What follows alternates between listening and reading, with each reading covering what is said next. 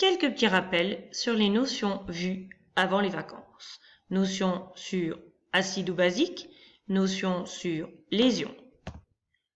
Acide ou basique, on va le retrouver sur des produits d'usage courant, sur les savons, sur les étiquettes d'eau minérale, ou on les verra également lorsque l'on utilisera des kits par exemple pour vérifier l'eau de la piscine. À savoir qu'une solution peut être dite acide, neutre ou basique. Cela dépend de son pH. Le pH est un chiffre compris entre 0 et 14. De 0 à 7, une solution est dite acide. Aux alentours de 7, une solution est dite neutre. pH compris entre 7 et 14, une solution est dite basique. Une solution est dite acide lorsqu'elle contient beaucoup d'ions hydrogène H+. Une solution est dite neutre si elle contient autant d'ions hydrogène que d'ions hydroxyde. Et une solution est basique si elle contient des ions hydroxyde majoritaires. Pour mesurer un pH, deux techniques. Le papier pH, principe très simple, un morceau de papier, on met une goutte de liquide dessus, on regarde la couleur que prend ce papier et on compare à l'échelle des teintes. pH mètre, c'est une sonde tout simplement que l'on plonge dans le liquide et qui nous permettra d'avoir la valeur directe du pH. Qui dit acide ou basique dit évidemment danger. Danger pour le corps humain, danger pour l'environnement, les matériaux et ainsi de suite. Donc conditions d'utilisation bien particulières, des gants, des blouses, des lunettes et ainsi de suite.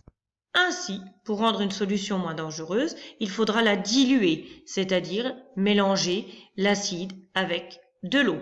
Ainsi, son pH augmentera et on aura une solution qui sera moins acide. Pour diluer une solution et rendre une solution moins basique, même principe.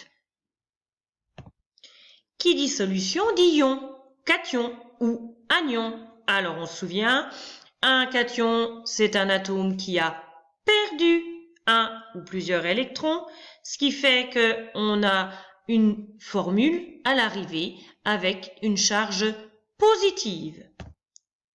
Un anion, on se souvient, c'est l'inverse, c'est un atome qui a gagné un électron ou plusieurs électrons, donc gagné des charges moins, donc il se retrouve avec des charges moins en trop. Mais qui dit ion dit test d'identification des ions. Principaux ions à connaître, les ions Fe2, Fe2+, les ions Fe3, Fe3+, les ions cuivre, Cu2+, les ions chlorure, Cl-. Pour tester ces différents ions, deux réactifs, la soude, le nitrate d'argent.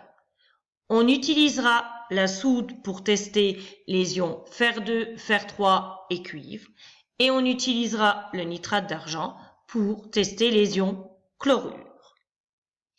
Pour les ions Fe3, le test à la soude donne un précipité rouille. Pour les ions Fe2, le test à la soude donne un précipité vert.